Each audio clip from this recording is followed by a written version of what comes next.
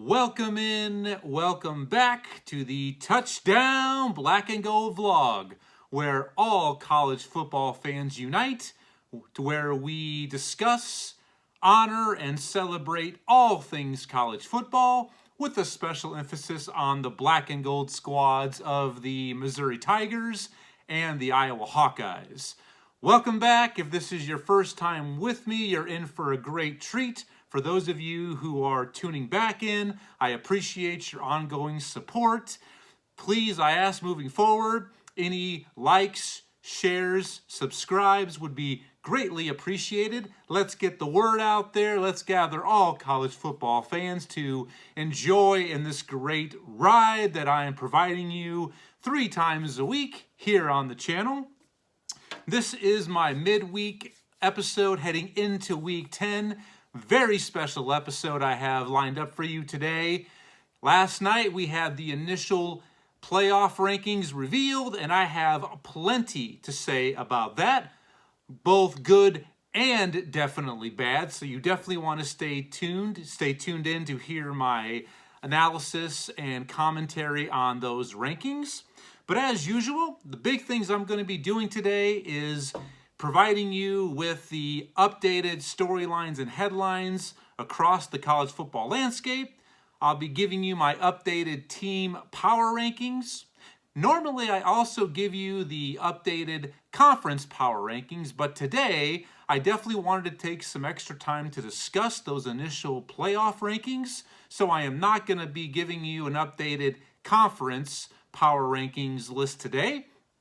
And man, I cannot wait to get involved. This is going to be a great episode. Like I said, I have much to say, so let's go ahead and get right into it, shall we? Before we really dive in here and get this started, I want to go ahead and give a shout out and congratulations to the World Series champion Atlanta Braves. The trophy is coming back to Dixie after a 26-year hiatus. I've said earlier in a couple episodes previous, my father was a huge Atlanta Braves fan. Well, really Braves fan in general, even going back to the old Milwaukee Braves days.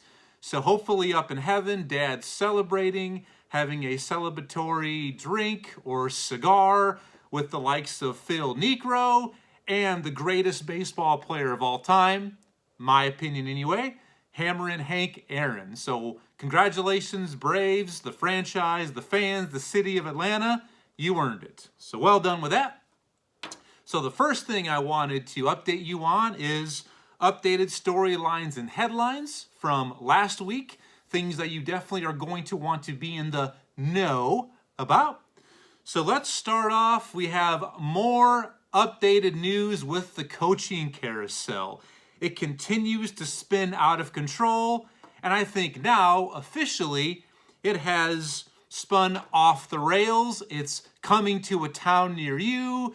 Dread it. Take shelter, take cover, hide the women and children. It is absolutely out of control. On Halloween night, it was announced that after 22 seasons, well, actually this was his 22nd season. After 22 seasons on their sideline, TCU and head football coach Gary Patterson are parting ways effective immediately. What does that mean? That means now we have 5 coaching vacancies at Power 5 schools. TCU is joining USC, LSU, Washington State, Texas Tech. 5 openings at the Power 5 level. I mean, and we're just past Halloween. I mean, we still have a quarter of the season left, and the dominoes are falling left and right, and will continue to fall. Definitely a little bit surprised by this, but not shocked. Last few seasons, TCU has been average at best. So there were several rumors coming into this season, even going into last season, that his time in Dallas-Fort Worth would be coming to an end very shortly. But I need to reflect a little bit on what Gary Patterson has meant to the TCU program. I mean, like I said, this was his 22nd season, And when you think of programs, automatically some coaches come to mind. For example, when you think of Penn State, you automatically think of Joe Paterno. Or think of Florida State, it's Bobby Bowden. Or Alabama, it's Paul Bear Bryant, or even Nick Saban, if you're newer generation or two. It is the same thing with TCU. You automatically think of Coach Gary Patterson, his time there. I mean, for good Lord's sake, he has a statue outside the stadium already. He is a living legend at that program. He is TCU. So definitely surprised by this one. Through his time, he won 6 conference titles among 3 different conferences. TCU there for a while was kind of the nomad during realignment within the last 2 decades. He won 1 conference championship as a Conference USA member. He won 4 as a Mountain West Conference participant and 1 in the Big 12, which they currently are right now. Also, he won a Rose Bowl for TCU in the 2010-2011 season. They defeated top 10 ranked Wisconsin, one of the great games, one of my best memories watching the Rose Bowl. The Rose Bowl game is sacred to me. It comes down, Iowa during my lifetime has been to 4 Rose Bowls. I mean, I don't really remember nothing except for the last 2, but Iowa has got to plenty, but hasn't been able to bring home the hardware of victory. So I would just love to see Iowa get to the Rose Bowl, but more importantly, just to win, baby, get it done. So, and during his time, in his 21 full seasons at TCU, he recorded 11 double-digit win seasons. I mean, that is something that is absolutely remarkable there at TCU. And this is a good hire. I mean, this is not necessarily a blue blood program, not to the level of USC and LSU, but this is a really good job. Deep in the heart of Texas, in Dallas-Fort Worth, you're in an excellent Power 5 conference, great recruiting. This is an excellent job, and I'm really excited to see who takes over at the helm for TCU. So coaching carousel continues to be out of control. And updated news about the coaching carousel. The first domino that dropped with the carousel was USC firing Clay Helden after week 2 during their disappointing loss in the Coliseum against Stanford. Yesterday, he was actually hired as the new head coach at Georgia Southern, which is a team within the excellent Sun Belt Conference. I thought maybe Clay Helden would have waited at least until the offseason.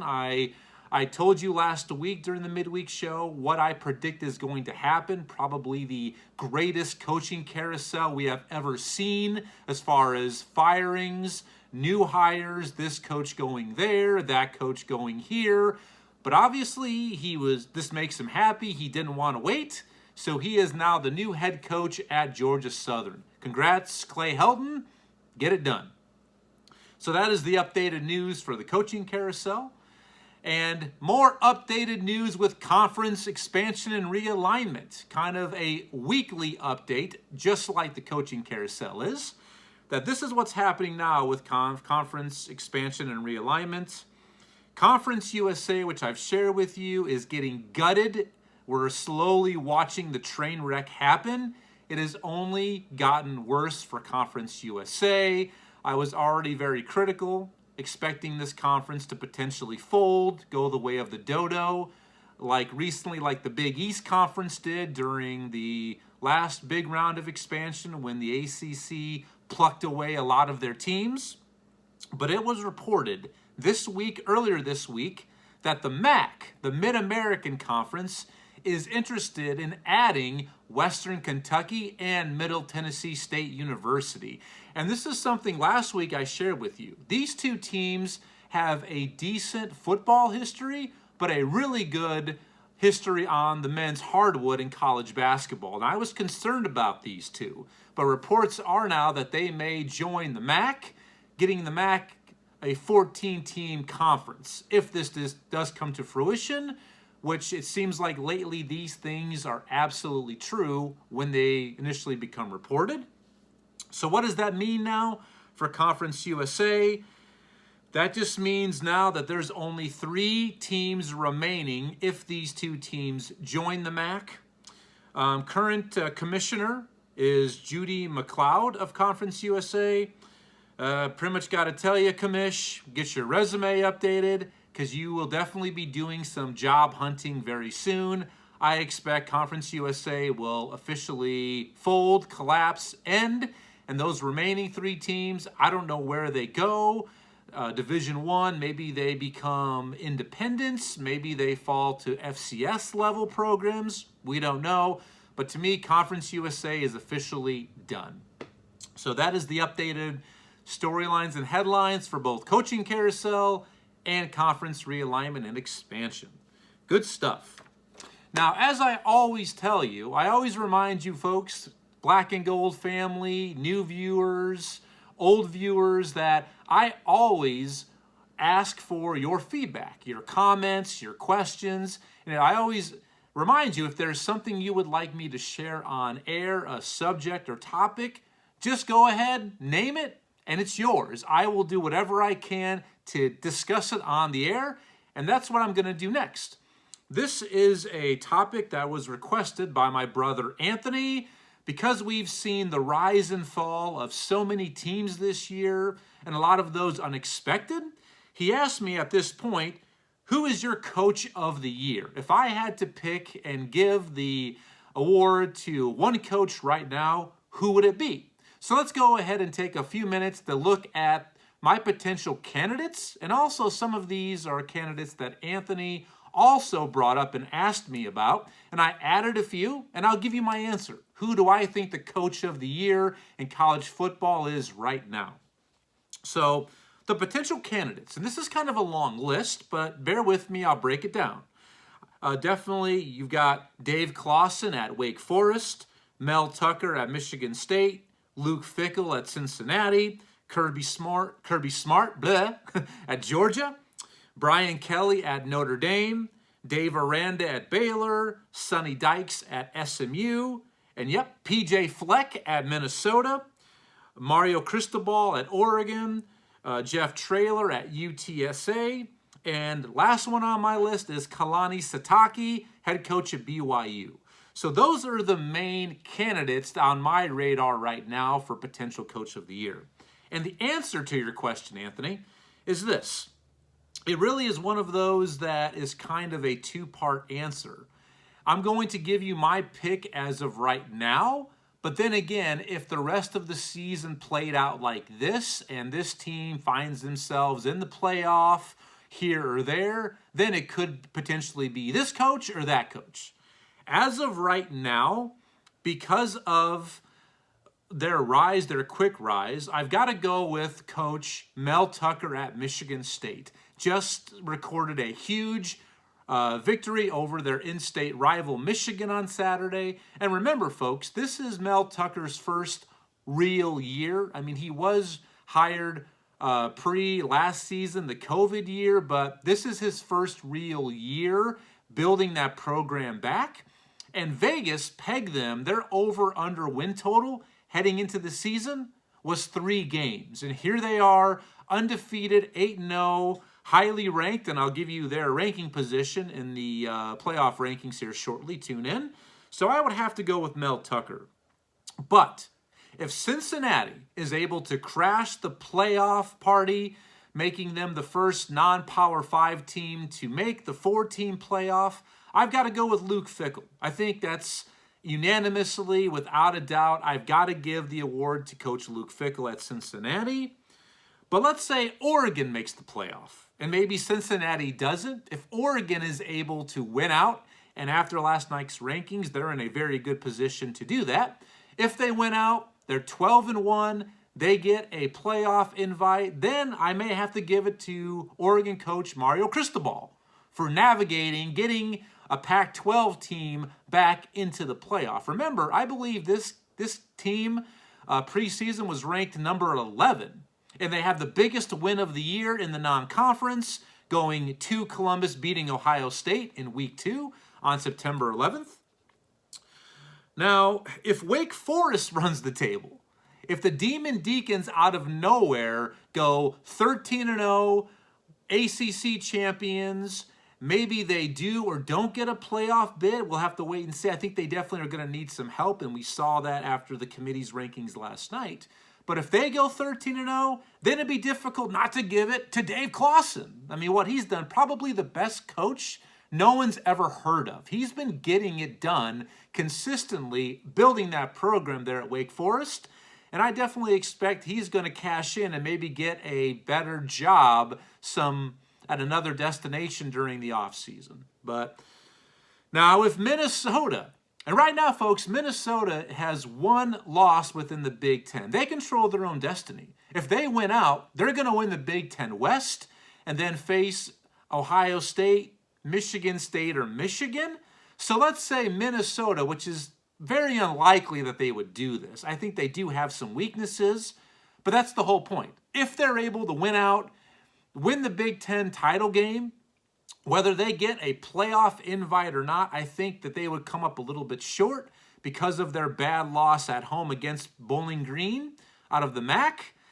I think then you've got to give it to PJ Fleck because they're down to basically their fourth string running back. I mean, they have had injuries, have decimated this squad. So if Minnesota continues their Cinderella run, wins the Big Ten title, I think PJ Fleck is the coach of the year.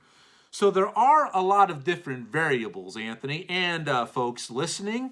So that's where I am right now. But right now, I give it to Mel Tucker, but I just kind of outlined some what-if scenarios to where then who would I go ahead and nominate and give the award of Coach of the Year to.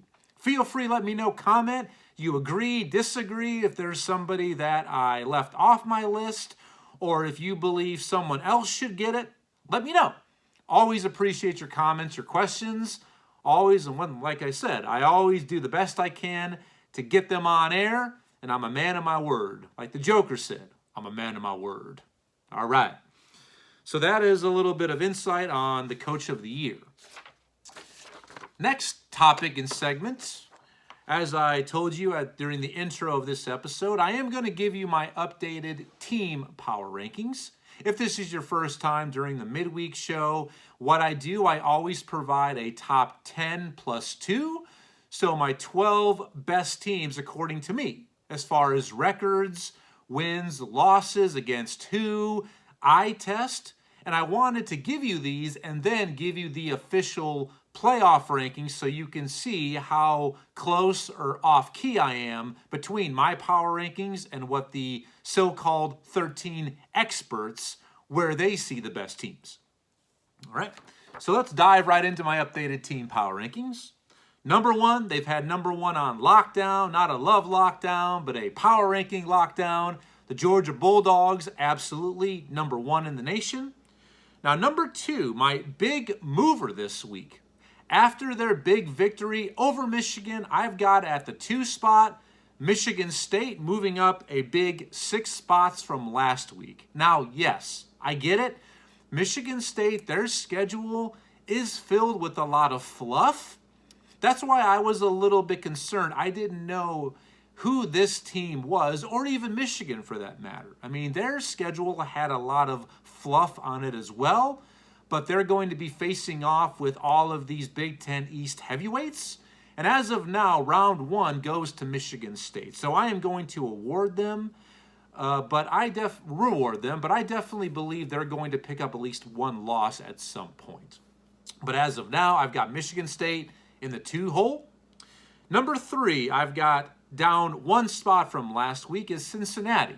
Cincinnati won over the weekend, but it was against a 1-loss Tulane squad, and that was actually a game for 3 quarters. 4th quarter, Cincinnati pulled away, did what they do, but I definitely just docked them 1 spot because of that big Michigan State win. So number 3, I got Cincinnati.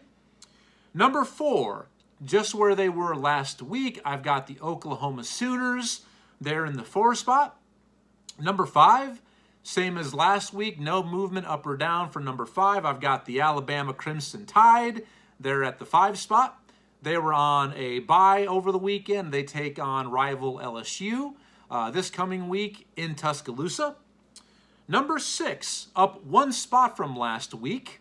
They definitely just beat up and just carnivorized Colorado. I've got the Oregon Ducks up 1 spot at number 6. Number 7, dropping 1 spot. Now, they look very good, but I'm not quite, I don't know, I'm going to say this. I'm still a little bit concerned about their defensive prowess. That's the Ohio State Buckeyes. They did take care of business. They beat Penn State over the weekend, which to me, that's their best victory so far, and probably the best team that they've played that they couldn't beat. I mean, they didn't beat Oregon. Ohio State has been able to feast on the likes of Akron and Tulsa, Maryland, Rutgers, and Indiana. But Penn State, this was a game throughout the entire contest.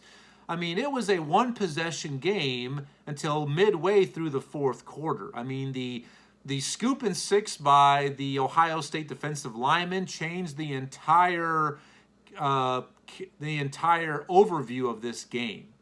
At that point, Penn State had the lead, I believe, or maybe they were down 3, but they came back. But Ohio State did win by 2 possessions when all said and done at the buzzer when the horn sounded. So I have them down 1 spot at number 7 this week. Number 8, down 5 spots following that loss against Michigan State. I've got the Michigan Wolverines in the 8th slot. Number 9 this week, up 2 spots from last week. I've got undefeated Wake Forest. They're 8-0 for the first time ever in their program's history. Well done. So they're sitting there pretty at the 9 spot. Now at number 10, up 2 spots from last week, a team that took care of business. They did not take Kansas lightly like their in-state rival Oklahoma did a couple weeks ago. I've got Oklahoma State, the Cowboys, at number 10. Number 11, making their initial debut on my power rankings list, I've got at number 11, the Baylor Bears. This is a team that I think is still sneaky, scary good. And they're going to have every opportunity to get to the Big 12 title game. They have wins now over Texas, over Iowa State. They did lose at home to Oklahoma State, but they still get a chance to take down Oklahoma, the heavyweight within the Big 12. So I like Baylor here in the 11th spot. And at number 12, also making their initial debut on my power rankings list, I have the Auburn Tigers. Big win over the weekend at home against the Ole Miss Rebels. They control their own destiny. They have a good opportunity to either move up or move out in these power rankings. They travel to Texas A&M this week for a battle of heavyweights. Then if that goes their way, then they potentially set up a huge winner-take-all game in the Iron Bowl on the Plains at Auburn against their hated in-state rival Alabama. So welcome to the power rankings, both Baylor and Auburn. Dropping out of the power rankings from last week is Ole Miss and our beloved Iowa Hawkeyes with that debacle of a showing up in Wisconsin for the Heartland Trophy against their rival Wisconsin. So that is my updated team power rankings. Once again, comment, like, share, subscribe. Let me know what you think. Now we're going to get to where the what hits the fan. Oh boy, I am going to, before I give you my comments and my reaction to the playoff committee's initial playoff rankings that were released last night, I'm going to give you 25 through 1 and then give you a little bit of commentary. So without further ado, here is how the panel of the 13 experts see the playoff teams in this order. Number 25 is Pittsburgh. Number 24, San Diego State. 23 is Fresno State. 22, Iowa. 21, Wisconsin. Number 20 is Minnesota. 19 is the NC State Wolfpack. 18 is the Kentucky Wildcats. 17 is Mississippi State. Number 16 is Ole Miss. 15 is BYU. 14 is Texas A&M. 13 is Auburn. 12 is Baylor. 11 is Oklahoma State. And now we get to the nitty-gritty, the top 10. As a reminder, a little tidbit of history fact, no team has ever made the playoff outside the top 10 other than the very first year of the playoff. The first rankings, number 14 was Ohio State, who ended up getting to the playoff and winning the national title. So this is your initial indication of who is probably going to be in the playoff field when the smoke finally clears. Number 10 is the Notre Dame Fighting Irish. Number 9 is Wake Forest. 8 is Oklahoma. You heard right. At the 8th spot is Oklahoma. Number 7 is Michigan. Number 6, you're going to hear this right too. Number 6 is Cincinnati. Number 5 is Ohio State. Number 4, another surprise, is Oregon, sitting in the 4th spot. So as of today, they would be in. Number 3 is Michigan State, the Spartans. Number 2, you heard this right. Number 2 is one-loss Alabama. And number 1, no shock, no surprise here. Number 1 is the Georgia Bulldogs. So that is how the committee saw these teams. This is their initial playoff rankings. And now I'm going to give you a little bit of insight and my thoughts on this initial rankings. Let me get a quick swig of water here. Now, this is probably going to ruffle some feathers. I'm looking at this non-biasedly, not as a homer. Yes, I am a Hawkeye fan. I'm a Big Ten man. But remember, I represent both black and golds. Iowa, obviously, I've got their gear on, their garb. I was born and raised Northwest Illinois, Iowa through and through. Currently, I reside in the Show Me State, Missouri. So Missouri is my local Power 5 team, only about an hour and 45 minutes away. Do I live from Columbia? And I have several family and friends who are fans of Missouri, alums. So I have a vested interest in Missouri. Also, they're black and gold brethren. They don the same colors as my Hawkeyes. So I'm going to just give you some insight on what I think about these rankings.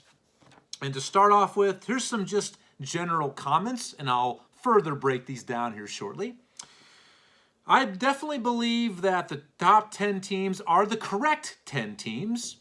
During the review show earlier this week, I did prognosticate, I waxed poetically and forecasted the top 10 teams I think would be where they would be during this initial rankings, and I got all top 10 teams right.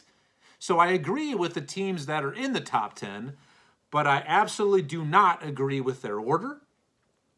Oregon, number 4, we'll get to that shortly, but they are the lone Pac-12 representative. No other Pac-12 team is ranked in the top 25.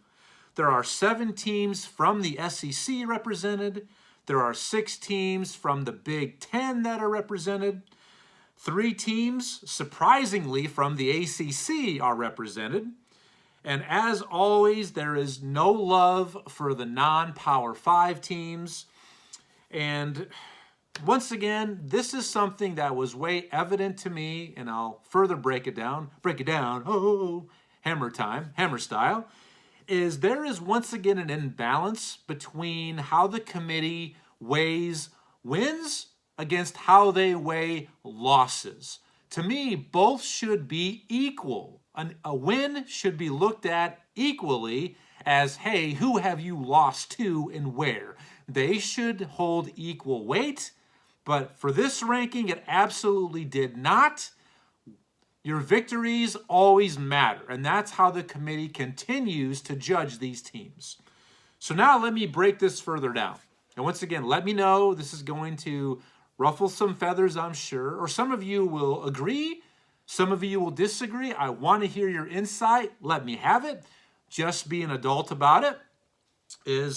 I'm going to go ahead and start off with numbers 25 through 11, issues that I have with these rankings and surprises.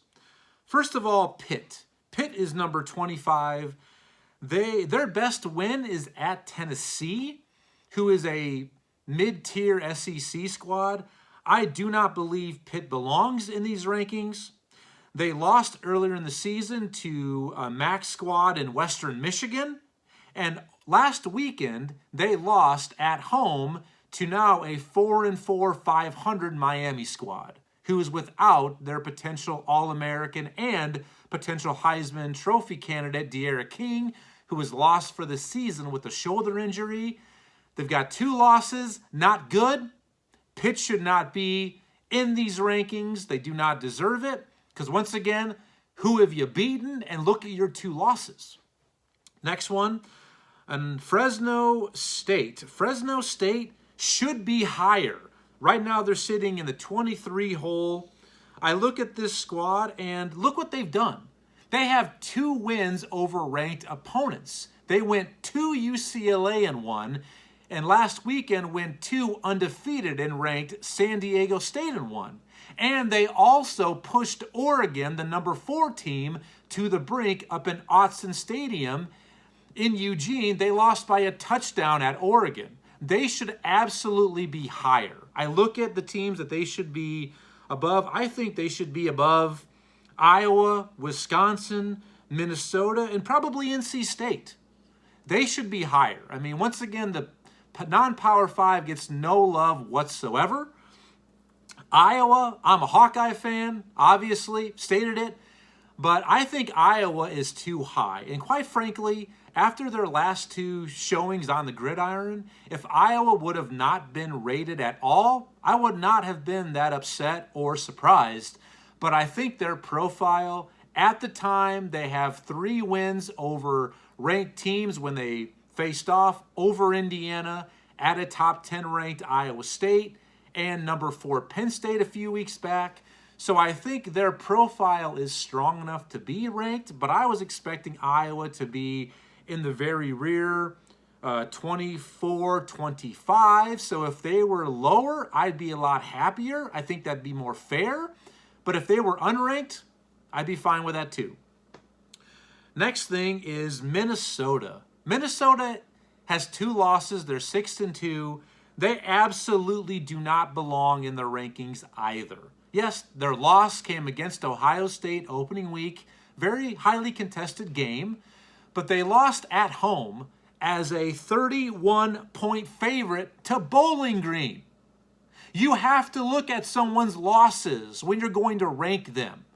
They control their own destiny. They went out. They can win the Big Ten West. And I think, quite frankly, it's going to come down to the last game of the year. Wisconsin travels to Minnesota for the battle for Paul Bunyan's axe. I think the winner of that game does win the Big Ten West.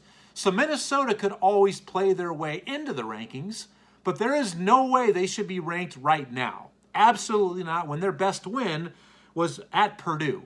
Purdue's a decent squad. They're better than most people think they are, but they do not deserve to be ranked either. They just don't. I'm sorry. Minnesota fans, agree, disagree. I mean, I'm not coming at you as a Minnesota hater. You know, we'll play later in the year for the old Floyd of Rosedale. I'm just speaking the truth. I say what I mean, and I mean what I say. Next is this argument. I compare contrast Mississippi State and Texas A&M. A&M is ranked 14. Mississippi State is 17. They have the same identical conference record, but Mississippi State beat A&M very convincingly at Kyle Field in College Station. They beat A&M at home, but yet they're ranked below them. And maybe I get it. Mississippi State had a bad loss, non-conference at Memphis, so I get it. But I definitely think those 2 teams should be a little bit closer because head-to-head has to matter. It just does. And later on, I'll get to something about head-to-head. But I definitely would have maybe had A&M just slightly ahead of Mississippi State because they have 1 less loss. They didn't suffer a bad non-conference loss. But having 3 spots separation? I don't quite get that either. I just don't. Okay? Now let's get down to what's going to make heads spin potentially, like The Exorcist. Some of you might be spitting out your pea soup, even though Halloween is over. This might make some of you vile and sick to your stomach with what I'm about to say and what some of you witnessed, some of you, the fans of some of your squads. You can't believe you are where you are, or you're elated. Let's get to it. Let's look at my commentary for teams 10 through 1. And I have 4 big-time gripes and surprises. First of all, Oklahoma is sitting at number 8. Granted, they've been tested. They don't have a really good non-conference victory. Their victory was over Nebraska by a touchdown. And we all know how Nebraska has struggled this season. If you've been watching, I have the weekly Nebraska watch. But they're undefeated. They're undefeated in a Power 5 conference. They were ranked very high. I believe they started the season in the top 5, I believe. And lately, they have looked much better. After the benching of preseason Heisman Trophy winner Spencer Rattler, they haven't had really a close game. They were tested by Kansas, but since Caleb Williams took over, they have looked the part. Yes, early in the season, they had a 3-point win over West Virginia in Norman under Spencer Rattler, and a 4 or 5 point win at Kansas State. And that's probably their best victory to this point.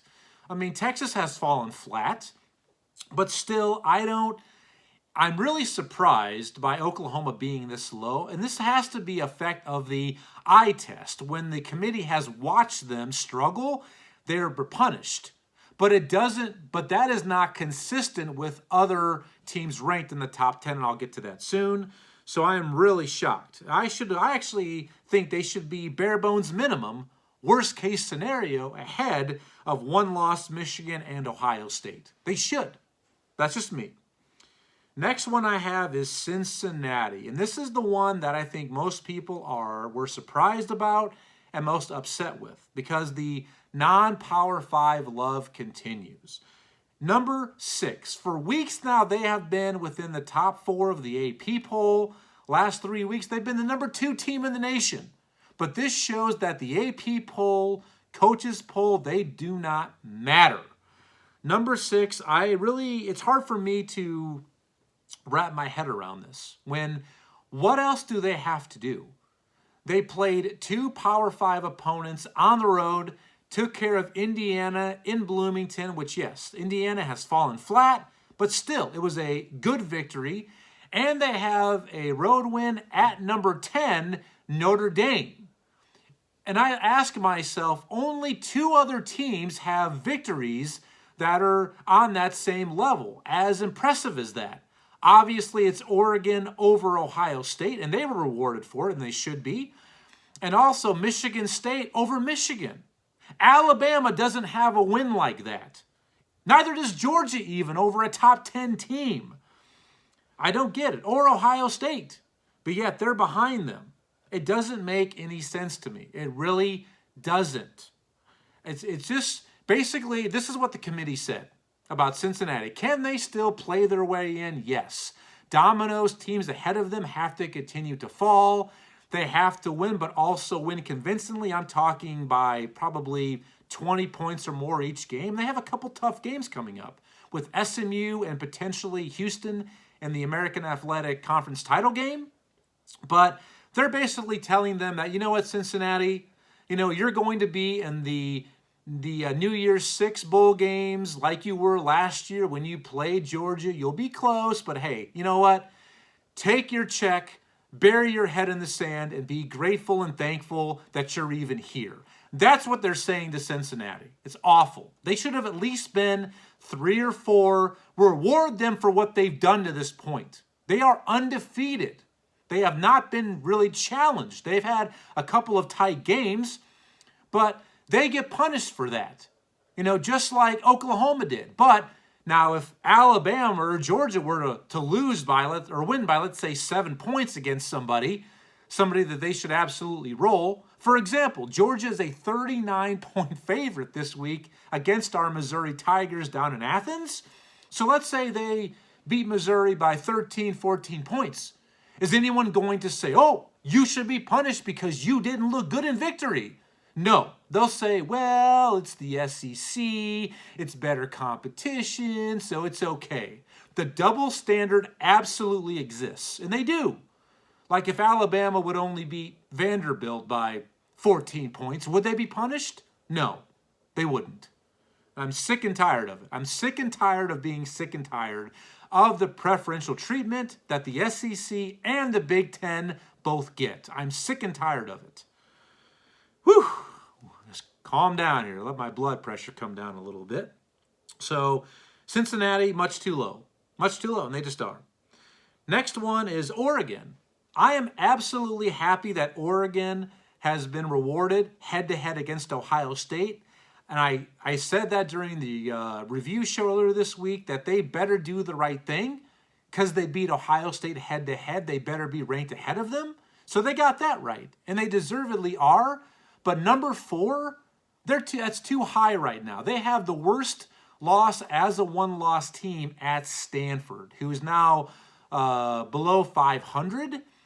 And they're basically saying, they've made the statement, the committee has, that, hey, Oregon, you simply went out, you're going to be in the playoff. It's as simple as that. Once they're there at 4, they take care of business, they're not going to drop out. They're just not. So I think Oregon was a little bit too high for this initial rankings. And the next is Alabama. My last main gripe, the Alabama bump absolutely exists. It has for a while.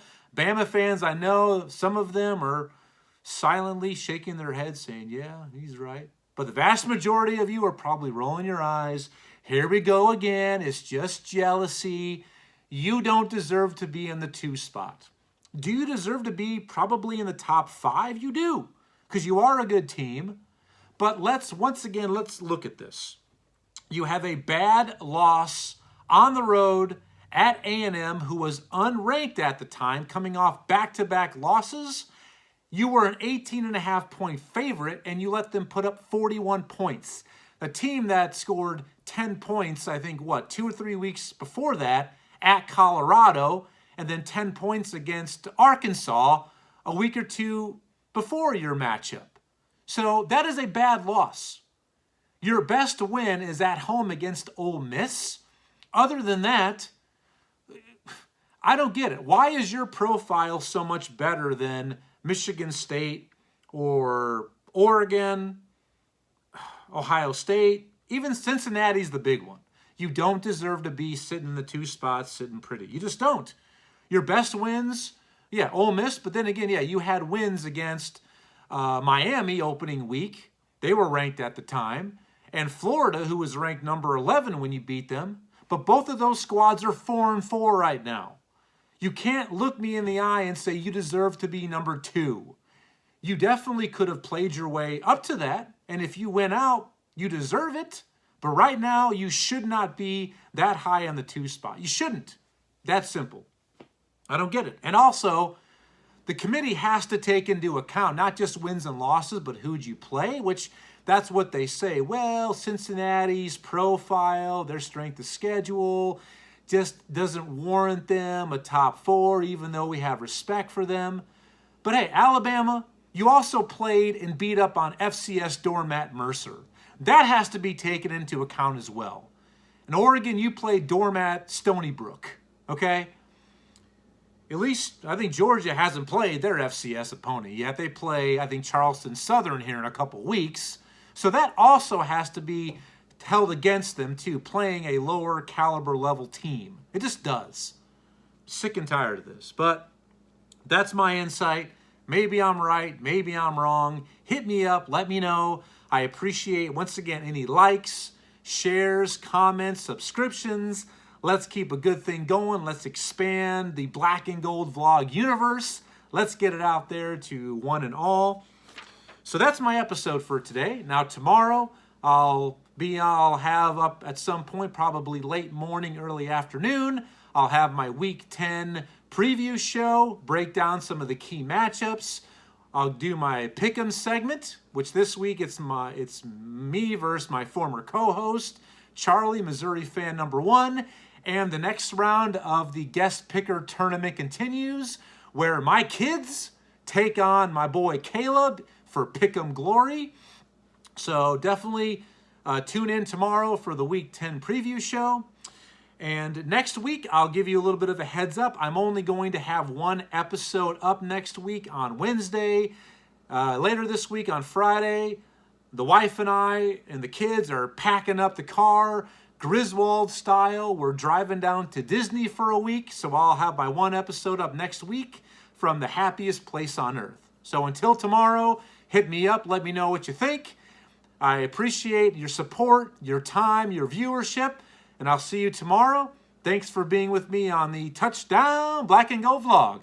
I'll see you tomorrow. Bye-bye.